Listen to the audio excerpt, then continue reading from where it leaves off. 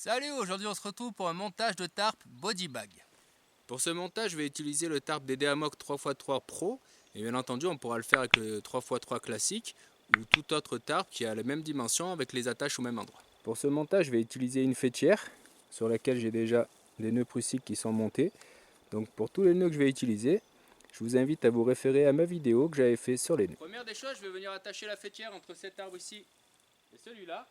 Donc je vais la mettre à peu près à cette hauteur, sachant qu'il sera tout à fait possible ensuite d'ajuster.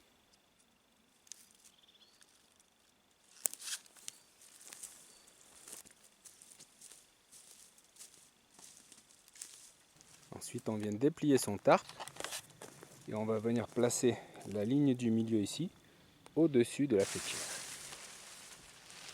Ensuite on vient prendre un petit bâton, on va faire passer le nœud prussique à l'intérieur de la sangle qu'on a au milieu.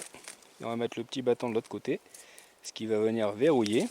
On va faire pareil des deux côtés et tirer pour venir mettre de la tension. Là il suffit de tirer sur le nœud prussique pour que ça vienne bien tendre là. À ce stade-là, l'abri commence à prendre forme. Donc on voit qu'on a ici l'attache du milieu, on a ici le coin. Entre les deux, on va avoir une sangle. Donc c'est celle-ci qu'on va venir placer au sol. Et on fera pareil évidemment de l'autre côté. Pareil de l'autre côté, on vient prendre la sangle du milieu et on va venir bien tendre pour la placer au sol. Pour se faciliter la tâche sur l'étape suivante, on va venir prendre cette partie qu'on va faire passer par-dessus la faîtière.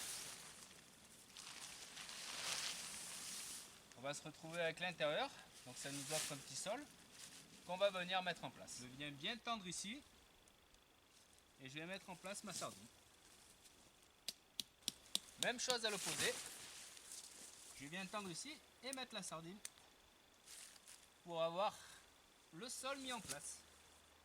Voilà avec quoi on se retrouve rapidement. Donc on a un abri qui va avoir un sol ici. Et à ce stade-là, on va pouvoir faire deux variantes. Donc une qui offre un peu plus de place et une qui offre un peu plus de protection. Avant de voir la variante, voilà ce que ça pourrait donner ici au niveau de l'espace au sol. Donc on n'a pas un grand espace, mais ça fait quand même une protection sur laquelle on va pouvoir venir placer le tapis de sol. Voir un petit peu ce que ça donne pour les variantes. Pour voir cette variante, il va suffire de rabattre cette partie ici. Et on va venir la tendre devant. L'idée première de cet abri, c'est d'avoir un abri très bas. Donc on va venir juste tendre ici pour venir piquer dans le sol. Mais si on veut le faire un peu plus haut, on pourra toujours venir attacher cette partie sur une branche ou avec un bâton de marche pour surélever. Donc après à ajuster selon les intempéries, etc. On va voir un petit peu ce que ça donne lorsqu'on est au sol. Ici je viens simplement tendre pour placer un côté et je ferai la même chose à l'opposé. Voilà, ici je viens bien tendre pour mettre la sardine. En cas de gros vent, rien ne nous empêche de venir placer une sardine ici et là, dans toute cette longueur, pour avoir un maximum de protection. Et voilà ce que donne l'abri, ici dans sa version spacieuse, entre guillemets. Donc on va retrouver notre sol.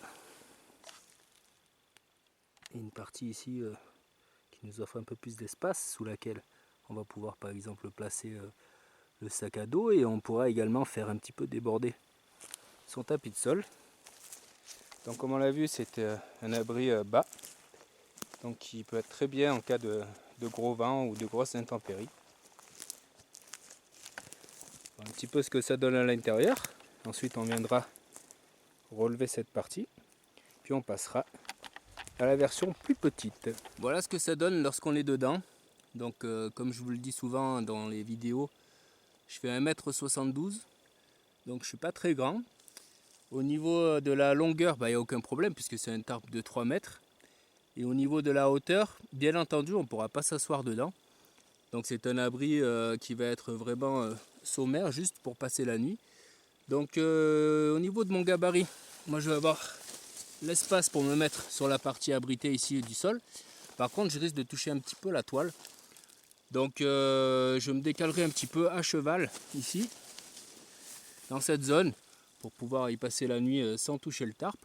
Mais sinon, moi j'ai de quoi largement passer une nuit bien protégée. Voilà, je suis appuyé sur les coudes et on peut voir que j'ai un petit peu de place encore. avant de toucher la tête. Donc je peux me placer comme ça. Je vais pouvoir me glisser dans le sac de couchage, etc. Ce genre de choses. Ce ne sera pas un souci. Par contre, je ne peux pas m'asseoir. Et on vient vite au contact de la toile. Donc il faut bien calculer l'endroit où on va se placer.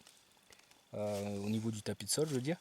Et ensuite faire en sorte de ne pas toucher la toile qui peut par exemple être humide. Donc ça va venir toucher un petit peu le sac de couchage qui risque d'être humide également. Surtout en extérieur, à l'extérieur du sac. Donc c'est vraiment intéressant comme abri pour avoir quelque chose de bas, d'assez facile à mettre en place, qui offre une grande protection. Donc on va voir un petit peu ce que ça peut donner avec cette partie là qui est un petit peu surélevée. Donc on peut imaginer qu'on vienne passer la soirée avec la partie ici surélevée et qu'on vienne la rabattre avant de se coucher, ou alors qu'on la laisse en l'air si le temps est au beau fixe et qu'on vienne la rabattre s'il fait mauvais. A noter que comme d'habitude sur les montages tarp, on va pouvoir se servir des sangles qui nous restent pour gagner un petit peu d'espace. Donc ici sur cette version du tarp, on va avoir une sangle de chaque côté. On pourra venir les tirer en l'air et gagner pas mal d'espace, notamment pour mettre par exemple son sac à dos. Autre solution pour venir gagner de la place en hauteur ici, ça va être de venir placer son bâton de marche à l'intérieur ici pour gagner un petit peu d'espace. Donc ça va être intéressant d'une part pour placer les affaires et d'autre part ça tend encore plus la bâche, ce qui peut être pas mal en cas de pluie. Ça va bien ruisseler. Voilà à quoi ça ressemble avec le bâton dessous.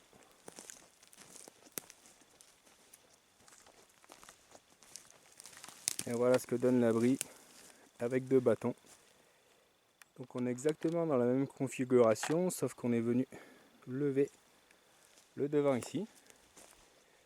Donc ça peut se faire avec 2 bâtons de marche ou 2 bâtons taillés dans les bois. Donc là ça offre un bel espace. Donc on va pouvoir passer la soirée dessous, même la nuit. Bien sûr on sera moins protégé des éléments que lorsque c'est plus bas. Et on va avoir quelque chose qui quand même va bien protéger au niveau de la pluie. Après ça dépendra évidemment du sens du vent.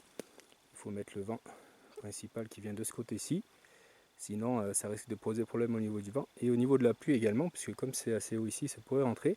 Ceci dit, on va pouvoir gérer la hauteur en réglant simplement nos bâtons, en venant en couper des plus ou moins grands. Donc ici je suis venu les placer à 1,25 m.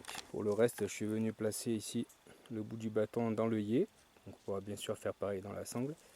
Et je suis venu l'attacher au sol. Donc en cas de vent assez fort, il faudrait mettre plusieurs ficelles éventuellement. Mais là ça suffit pour un temps clément. Donc là bien évidemment rien à voir au niveau de l'espace.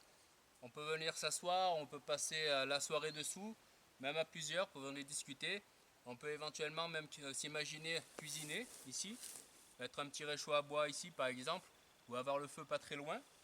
Et on va pouvoir dans cette configuration se placer vraiment très aisément et même imaginer venir, pourquoi pas, dormir à 2 avec une personne qui serait ici.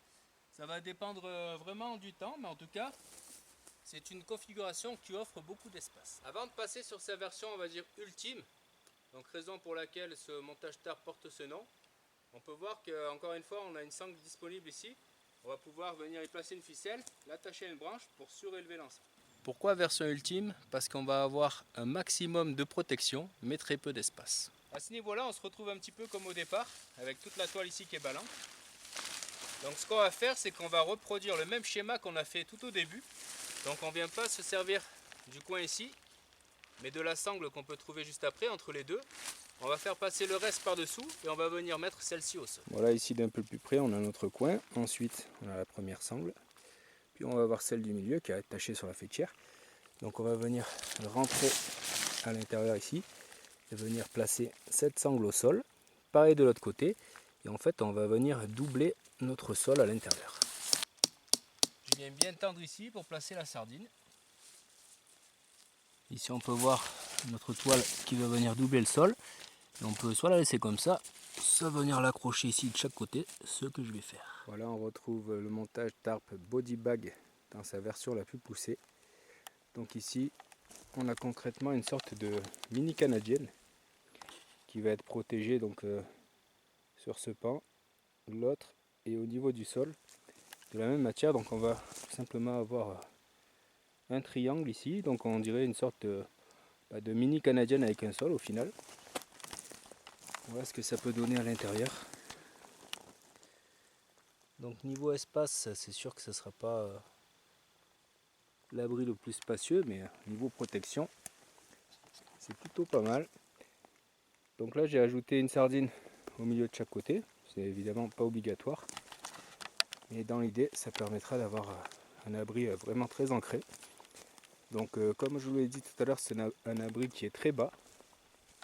Et pour le coup également très discret. Voilà ce que ça donne lorsqu'on est à l'intérieur. Donc évidemment on n'a pas du tout d'espace de vie. Mais on va pouvoir venir s'y glisser. Comme on l'a vu, c'est un abri qui offre beaucoup de protection. On va voir un petit peu ce que ça peut donner lorsqu'on est à l'intérieur pour s'allonger. Mais en tout cas ici on aura très peu d'ouverture. On aura les deux bouts ici. Pour le reste on va être protégé. Au niveau du sol, comparé à tout à l'heure sur la première variante, on va avoir un espace un peu plus large. Donc pour venir y mettre le tapis de sol. Et on n'aura pas besoin de chevaucher puisqu'on sera un petit peu placé. Donc le premier pan vient s'arrêter à peu près vers là. Donc ça nous rajoute ici de quoi mettre le tapis de sol complètement, donc à l'abri du sol, pour venir s'y placer. Voir un petit peu ce que ça peut donner quand on s'allonge. Donc là on peut venir bien au milieu de la toile ici. Et du coup on va avoir assez d'espace pour venir s'y mettre. On va voir un petit peu ce que ça peut donner au niveau des pieds. Mais on va pouvoir venir s'y placer avec le sac de couchage. Toujours au niveau de l'espace, donc je me retrouve dans la même configuration que dans la première version. C'est-à-dire que là je vais avoir le tarp qui va être placé à la même hauteur, puisque la première partie n'a pas bougé. Donc la seule différence, ça va être le deuxième pan, qui va être mis beaucoup plus proche, puisqu'on va venir placer ici pour former notre triangle. Et en tout cas, lorsqu'on vient regarder ici, j'ai quand même de la place sur les côtés. Assez étonnamment, on va se retrouver avec pas mal d'espace, bien entendu tout en restant relatif par rapport à la forme de l'abri. On peut voir qu'en longueur, il n'y aura pas de souci, puisque ici on est sur 3 mètres de long. Et même là, en imaginant que j'ai les pieds dans le sac de couchage, on voit que je vais pouvoir venir me placer, tout en ayant la place de ne pas faire toucher le sac de couchage avec les parois. Donc on va avoir un petit peu plus d'espace sur le sol au niveau de la protection que tout à l'heure. Comme on l'a vu, on va avoir la toile qui s'arrête à peu près ici dans le premier cas, alors qu'ici on va avoir une surface qui va pas être doublée, mais avec un petit peu plus de quoi mettre en tout cas tout le tapis de sol sur le sol. Donc voilà, un abri bien envisageable en cas de mauvais temps. Voilà ici l'espace que je peux avoir, donc je ne vais pas pouvoir m'asseoir, mais je vais pouvoir venir dormir de l'intérieur avec la place pour y placer les sacs de couchage, les épaules, venir tourner un petit peu. Donc pas beaucoup de marge évidemment, sinon on va vite venir en contact avec la toile, mais ça reste tout à fait réalisable. Pour venir s'y placer dedans, donc on va venir dans un sens ou dans l'autre, un petit peu comme dans un tunnel. On vient s'y insérer, donc c'est pas vraiment un souci. Et pour sortir, pareil, on a la place de venir se déplacer à 4 pattes. Donc pas de problème pour rentrer et sortir de l'abri. Voilà un abri qui n'est pas très compliqué à mettre en place, mais qu'il est bon de connaître.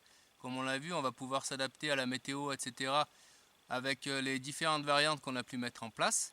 On va avoir un maximum de protection dans cette configuration.